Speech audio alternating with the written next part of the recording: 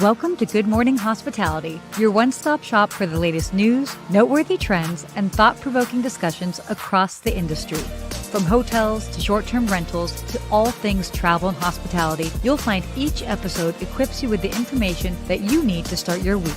Join us on Good Morning Hospitality every Wednesday, wherever you get your podcasts.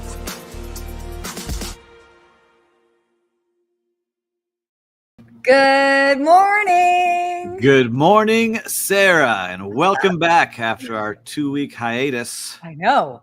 Likewise. It feels like it has been a month, but we both had a lot going on. You know, sometimes we do our best that we try to make sure that we are here live and in person, but sometimes it's just crazy. Sometimes I'm on a plane and we can't do it. Sometimes we've got clients that are keeping us busy. You know, but we do our best. So thanks to everybody. We prefer doing it live. Yes, it's better live, doing it this way instead of getting recorded. I feel like we get more interaction with you all. So let us know where you're watching from. If you're watching now, let us know where you're watching from. We always like seeing where everyone's coming from. Let us know if you missed us. Yeah, if you missed us too. We missed you all. We know that for sure. It's always a highlight of my week being able to be on this show with Sarah, with Will in the background, and getting to talk to all of you that are watching. So always fun. But did you get to go anywhere cool while you were out? Yeah. Actually, where did I go? Oh, so one of the times that I missed being here was because I was actually doing a keynote in Iowa. And so the Iowa State Tourism does their big annual conference, and I was their keynote speaker. And so I was flying in on a red eye to do my talk and turn around and come out. And then I was at the Fairmont Grand Del Mar. So that's just outside of San Diego. Beautiful. Then just this weekend, I was in Malibu at the Malibu Beach Inn. So many wonderful places. Oh, and I was just at the Andaz in West Hollywood 2 days ago. And so I'm just going to say, if you guys don't follow me on on Instagram, you are missing out. I don't post it all on LinkedIn. A lot of places. Yeah, you've been a lot of places I see on Instagram, which is totally. Sometimes not everything is, makes its way to LinkedIn, but man, we document the experience on Instagram. But yes, you do. And so like I say, if you're not following her, what's the handle that you want them to follow on? Because it's not your name. What's the one that you want? Ask a Concierge. Ask a Concierge. And she does post a lot of cool things, and I get a lot of good ideas from seeing all those hotels you visit. I got to go. I can't share the hotel because I'm a secret shopper there. Ooh. And I also do some training, but I was in Palm Beach, and I was never in Palm Beach ever until 2 or 3 years ago. And now I go up, every once in a while, and there's some cool stuff going on there. It's growing on me. Woke up, walked on the beach. It's everyone's very friendly. Everyone's very nice, very different than Miami, right? Everyone's saying good morning. It's a different vibe than Miami. You're saying hello to me. You're saying hello. Wow. You held the door open. This is cool. You're saying hello and you're not asking me for money. But there's a lot of cool things going on there now. Cause when you do look around certain areas, it's very, older, wealthy, ultra wealthy people, billionaires, but now their kids and grandkids are starting to come of age. And so they're looking for really cool things to do. And so I started talking to some of them. They're like, we would love to see some more things going on here. And so I might hang out up there a little bit more. I like what's going on up there. And I just take the Bright Line train, really easy, hop on Miami, hop off. How long does it take? Hour and 5 minutes. Oh gosh, that's easy. So quick. Instead of sitting in traffic for 2.5 hours. Yes. So nice and easy. You hop off, you're there, you're in the middle of everything. Great. So anyhow, I love our travels. It's been a good 2 weeks. It has been. It has been. So yeah. So if you're joining us, let us know where you're joining us from. It's like a gloomy LA day here. That's why it looks so dark.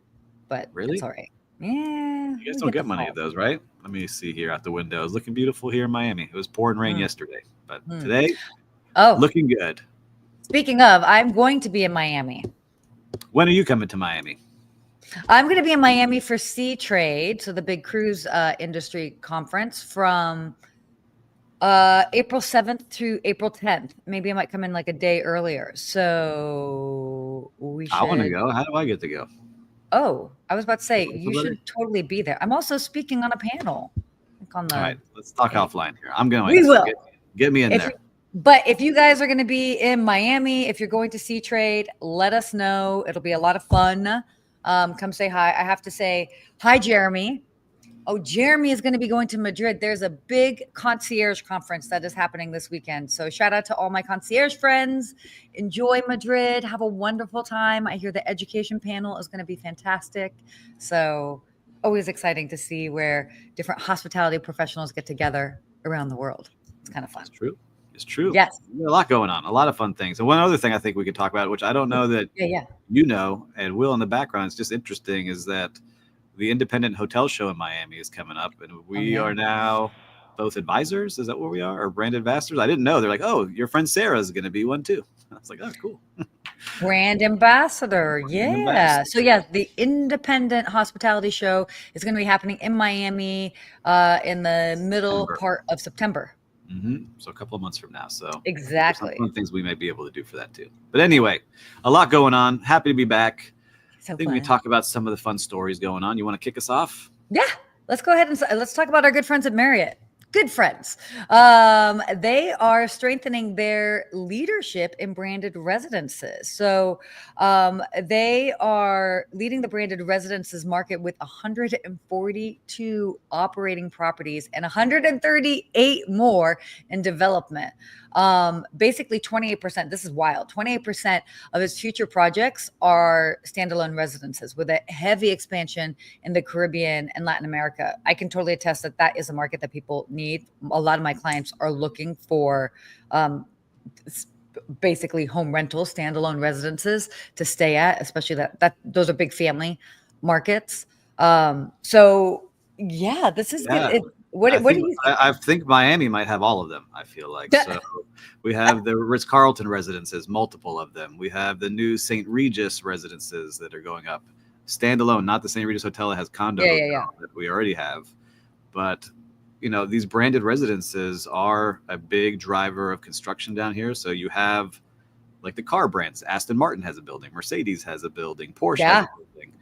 Now you're starting to see it really boom where every hotel wants to have residences here. And I was just in one. I don't think I can share because I hope to be part of this project in a consulting. You can't share anything. Just tell us. But it is a gigantic tower that is being built that will have hotels, condo hotels, and residences and offices all in one building. And it is a branded building. And so one brand controlling every one of those experiences is one of the big four hotels, we'll say, so we don't get it. It's not a Marriott. That's cool. But it is cool to see what's going on. But people, like we talked about this before, want to live that lifestyle. They want to wake up, live in that vibe of whatever hotel that they associate with, have that scent in the lobby, have the staff that's very friendly, be able to call on room service if they want it in the room, housekeeping if they want it too. It's interesting to see how people like living that lifestyle. It's funny though, but how many of us, I mean, I don't know about you. I definitely have been like, I love Marriott. I love W hotels. It's like a fun vibe. It's funky. There have been multiple times in W hotels, and every so often, like newer Westin hotels. Obviously, other brands as well, and independent ones. But I'll just say that as far as like, I'll go to one sometimes. I'll be like, I could totally live here. I like this. Like, I could have this be like the style of my like apartment if I was living in here. And so they've taken that vibe, that sentiment, and made it attainable. So there's one across the street for me where I live. You've seen my neighborhood across the street. They're building the Addition residences. Oh yeah.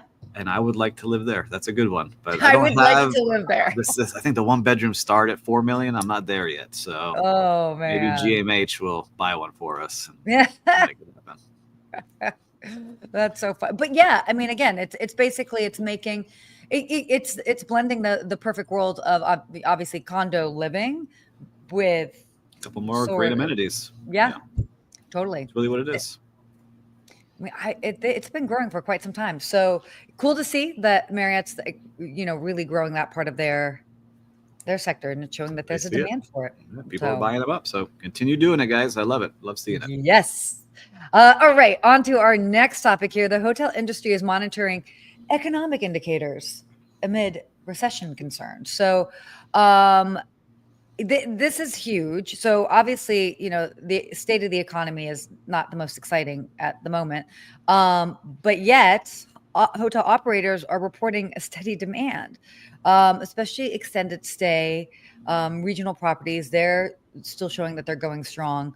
Um, so it is interesting. What are you seeing in terms of Yeah, this? so we could say, I get to see what's happening in Miami, but also talking to some other hoteliers Yeah, across the country that really were focusing on domestic travelers, really trying to make it attractive with deals for the people within the country to travel to new destinations and come back to the yeah, hotels, because international travel is getting a little hectic now.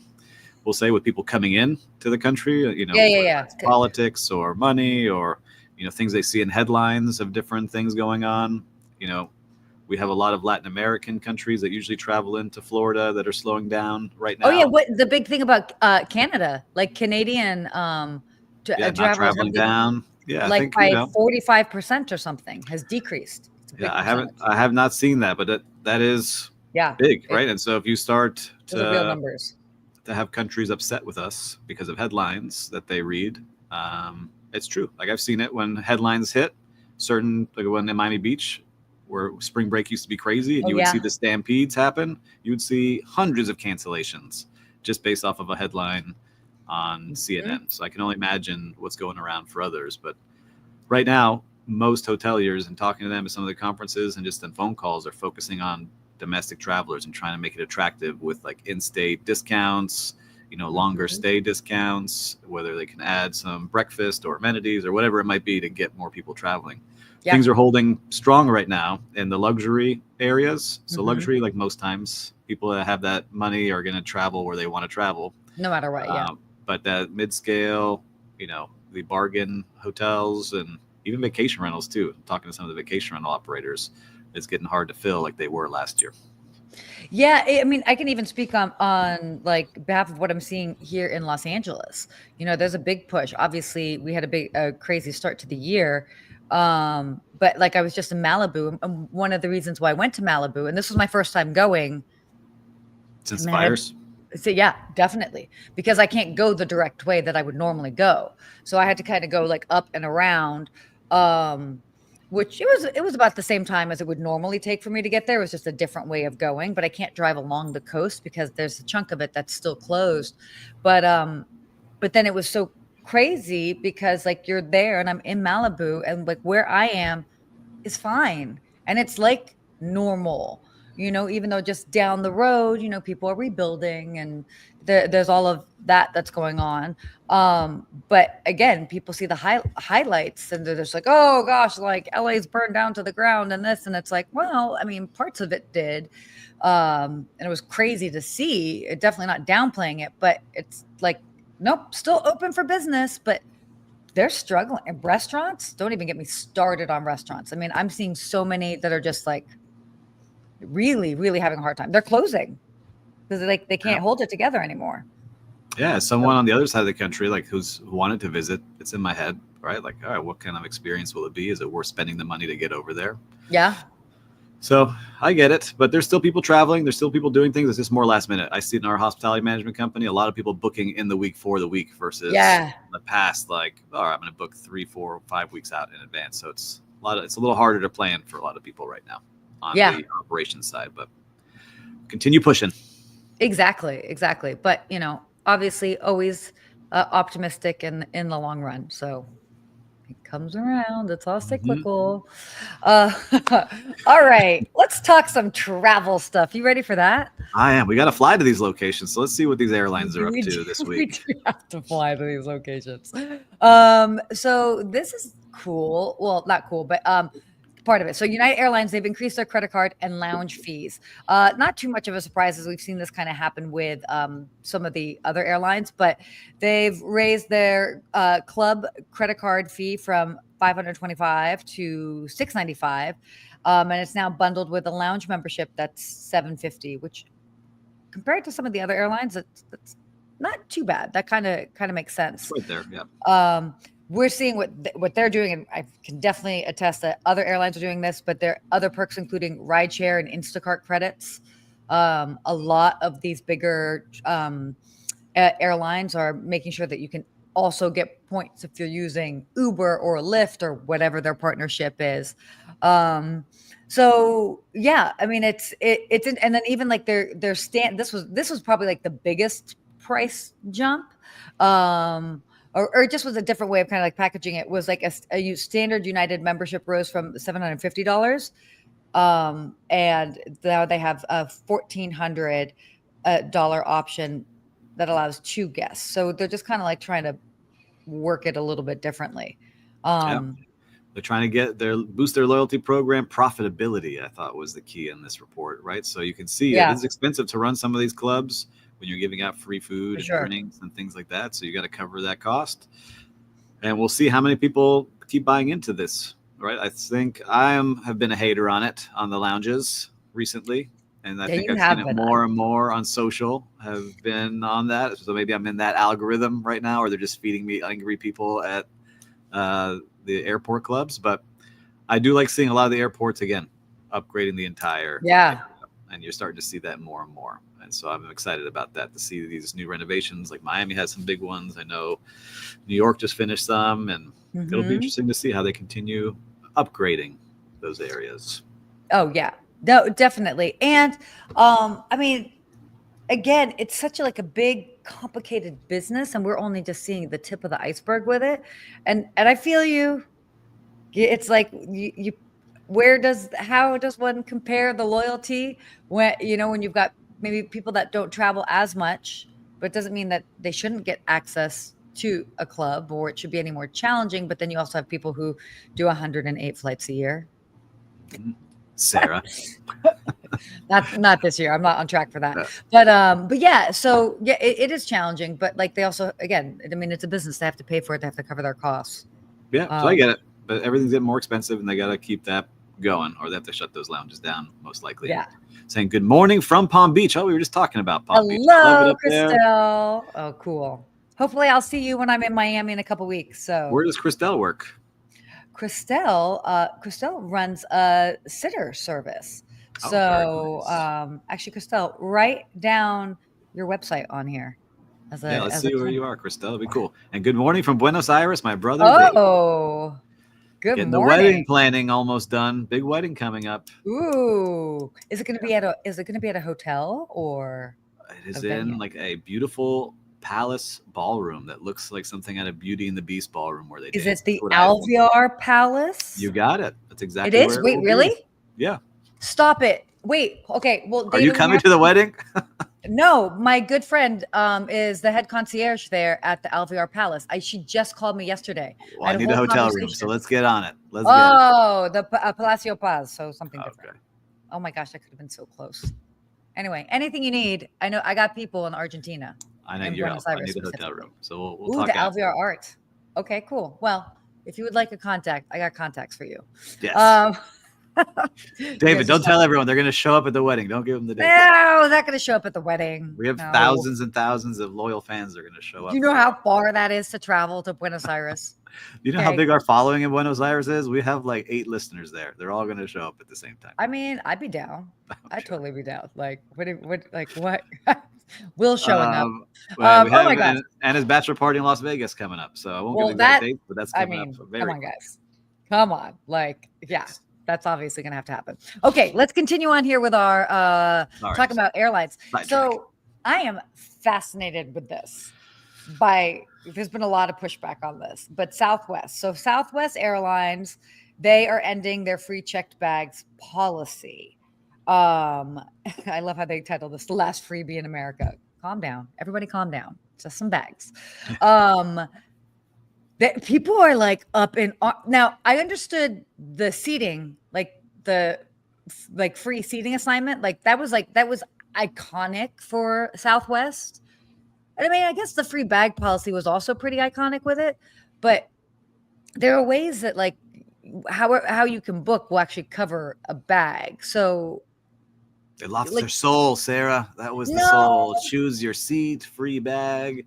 Get you where you need to go with a smile. It's the consumer's fault. And now, it is the consumer's fault because the consumer just wants the lowest price possible. And so That's how all of these companies and even airlines, they basically then, okay, fine, you want the lowest price possible so they can list it. But then what they do is they just chop off everything else.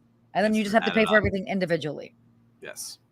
And it usually comes out to the same price It anyway. always comes down to the same price. Yes.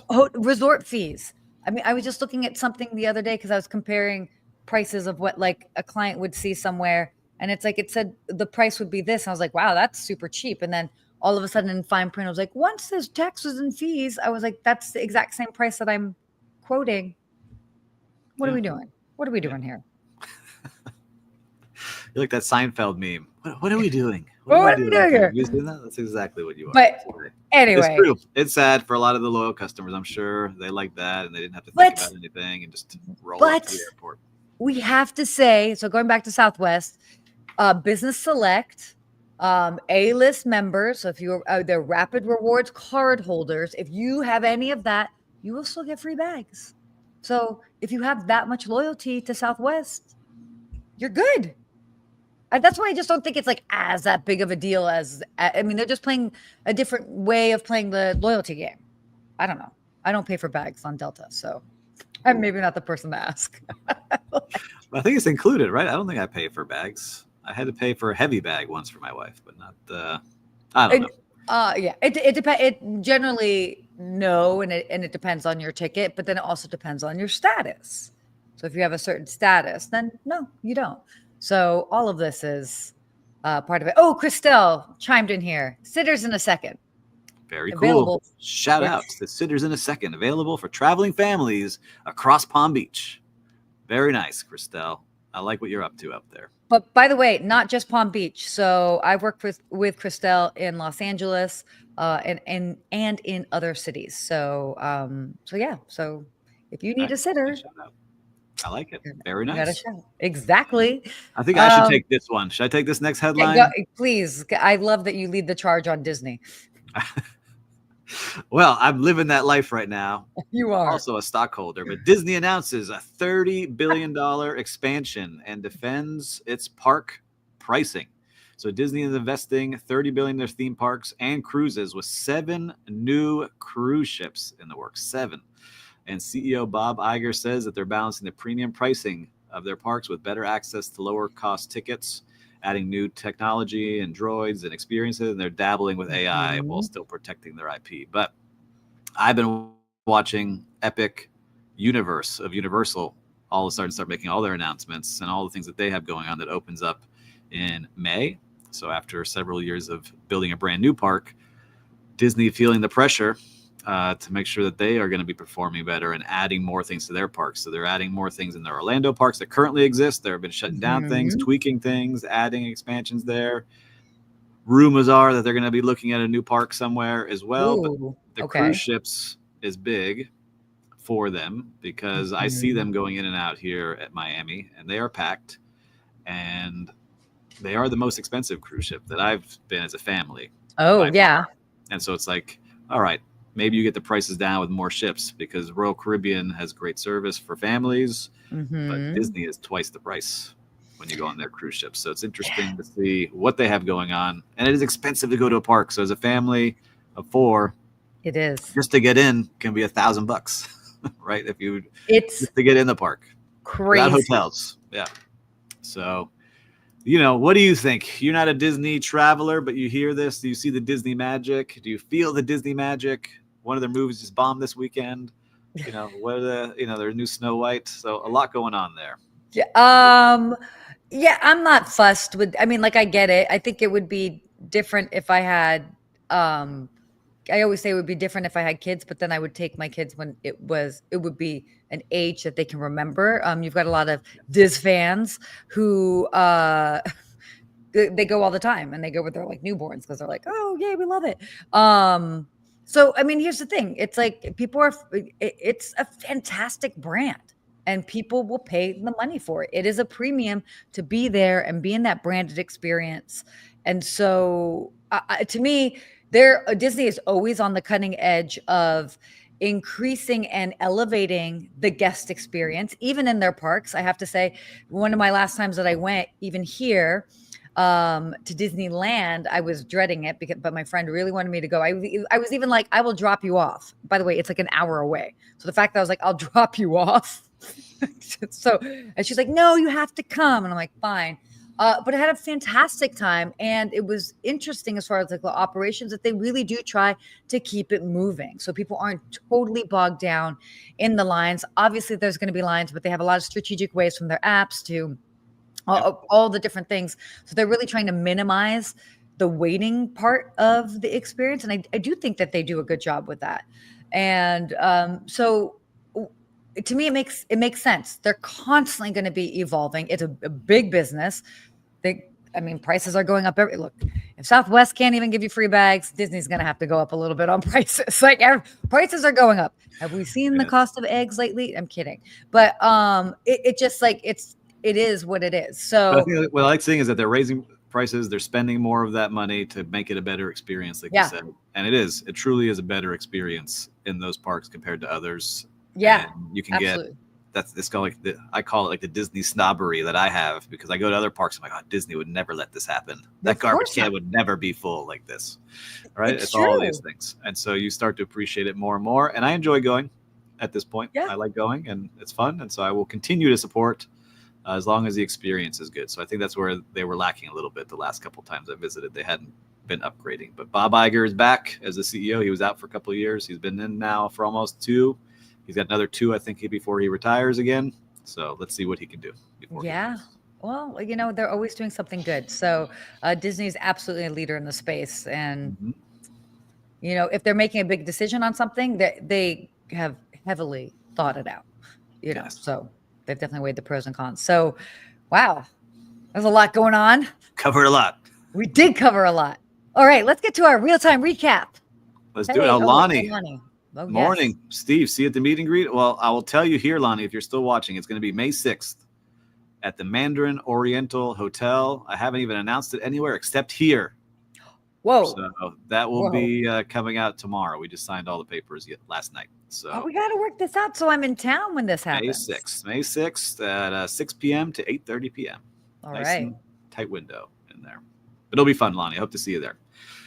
Wow, we covered a lot here today. So real-time recap. You've been a lot of places. Do you want to start? What did you see out there that was a personal hospitality favorite experience?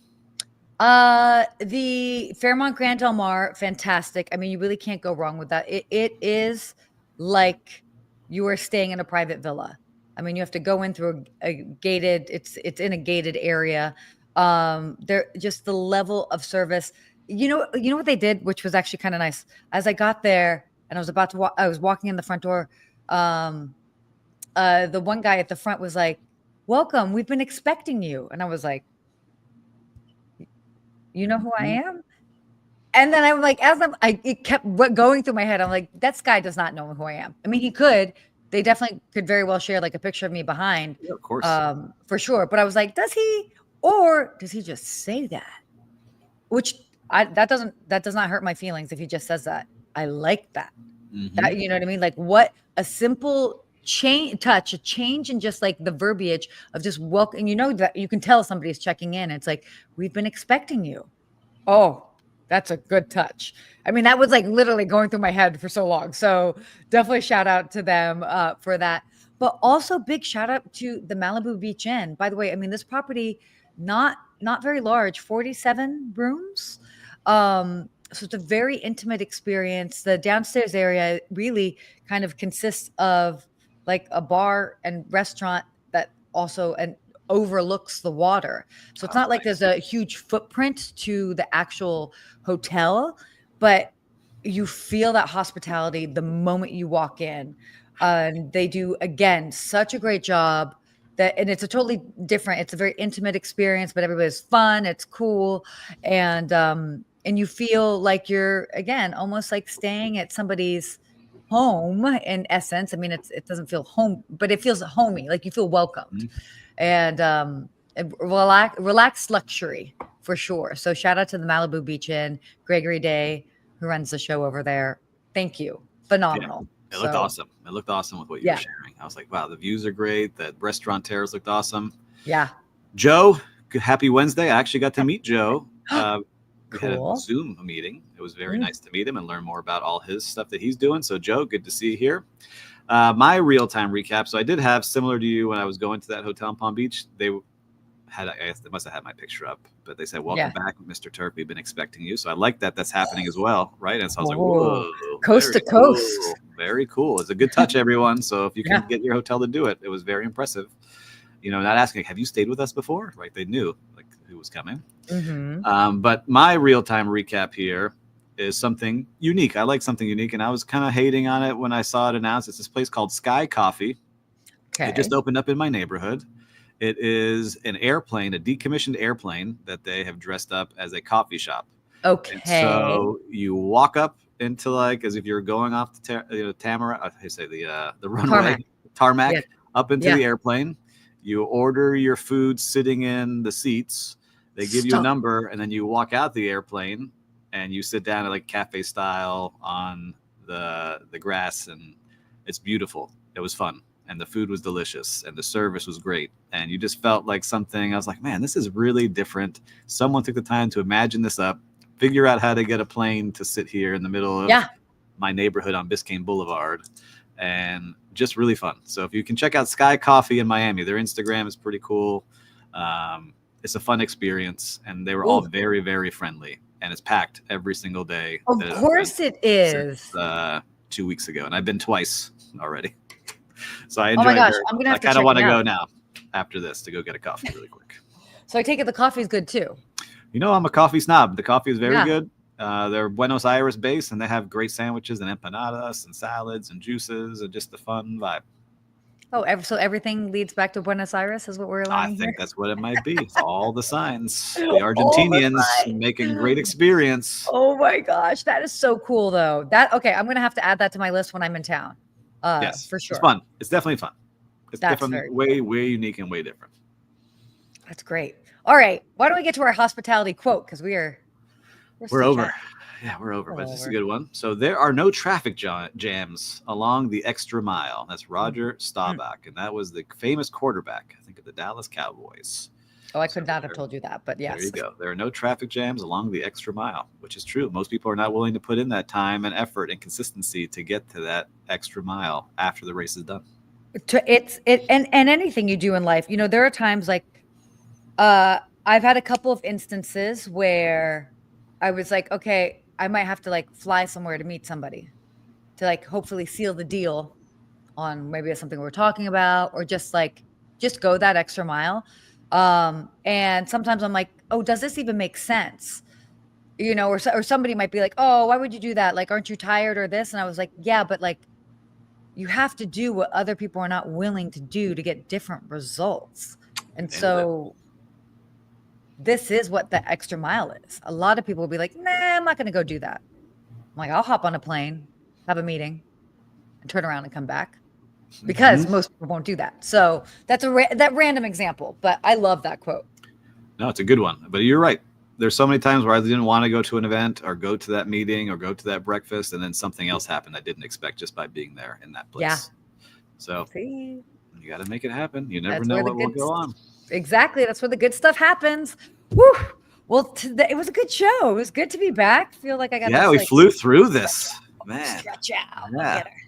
A little rusty, but I think we did pretty good. And I love that everyone joined us here today. John, Joe and Lonnie, and was it Christelle and Jeremy and David and all the other viewers out here. Love seeing you guys commenting and making sure that you're involved in the show. We always love seeing who's out there.